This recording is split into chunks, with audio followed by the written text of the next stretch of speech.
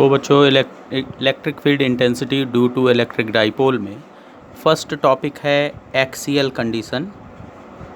Axial condition में हमारा dipole horizontal रखा हुआ है और इसके एक्सिस के ही डायरेक्शन में r डिस्टेंस पर, इसके सेंटर से r डिस्टेंस पर एक टेस्ट चार्ज है जिस पर लगने वाला इंटेंसिटी ऑफ इलेक्ट्रिक फील्ड हमें कैलकुलेट करना है। तो यहाँ पर जो फार्मूले यूज़ हो रहे हैं पहला तो intensity of electric field due to point charge, ये होता है 1/4 pi epsilon naught Q upon R square. तो first minus Q plus Q के ऊपर एक अट्रैक्टिव फोर्स लगाएगा और उसकी डायरेक्शन ये होगी।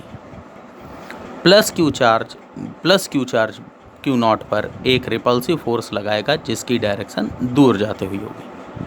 और हमें अब इस पॉइंट पर इनका टोटल इलेक्ट्रिक फील्ड कैलकुलेट करना है। तो E1 की वैल्यू क्या होगी?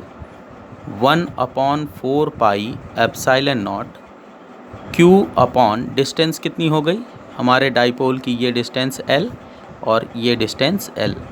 तो माइनस क्यू चार्ज से प्लस क्यू नॉट के बीच की डिस्टेंस R माइनस L होगी। यहाँ तक R है और उसमें से ये L माइनस हो जाएगा, तो यहाँ पर लिखा जाएगा R minus L whole square. इसे इक्वेशन नंबर 1 बोल देते हैं।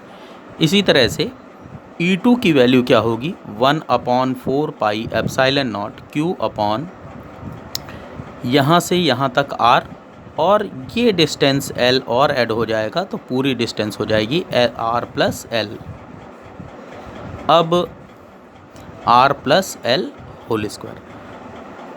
टोटल इलेक्ट्रिक फील्ड जो हमारा होगा वो होगा E1 माइनस E2। माइनस का साइन इनके अपोजिट डायरेक्शंस में होने की वजह से हो रहा है और E1 माइनस क्यू चार्ज की वजह से है, डिस्टेंस कम है इसलिए E1 की वैल्यू लार्ज होगी, E2 की वैल्यू स्मॉलर होगी। अब यहाँ वैल्यूज़ रखते हैं 1/4 pi epsilon naught Q upon R minus L whole square minus 1/4 pi epsilon naught Q upon R plus L whole square. Common हो रहा है 1/4 पाई एप्सिलॉन नॉट Q, बचेगा हमारे पास 1/R minus L whole square minus 1/R plus L whole square.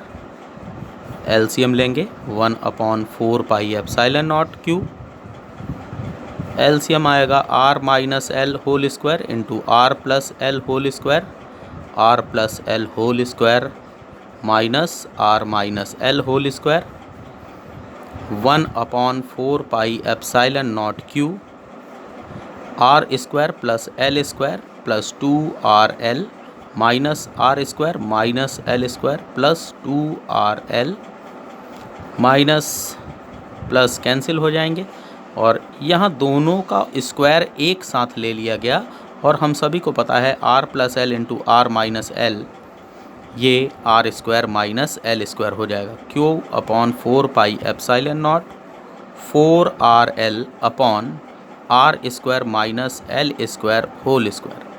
ये हो गया Q upon 4 pi epsilon naught 2 into R into 2L को अलग लिख रहे हैं और ये हो गया R square minus L square whole square. यहाँ पर R की वैल्यू बहुत छोटी है, L की वैल्यू R से बहुत छोटी है, इसलिए L स्क्वायर को निगलेक्ट कर सकते, कैन बी निगलेक्टेड। तो L स्क्वायर निगलेक्ट हो गया तो हमारे पास ये आ जाएगा formula Q upon 4 pi epsilon naught 2R into 2L upon R to the power 4। L square neglect हो गया, R टू द पावर 4 यहाँ R कैंसिल होगा। अब हमारे पास E is equals to 1/4 pi epsilon naught 2 into 2QL upon R cube बचेगा। 2QL electric dipole moment की value होती है, तो ये हमारे पास फार्मूला हो जाएगा 1/4 pi epsilon not 2P upon R cube.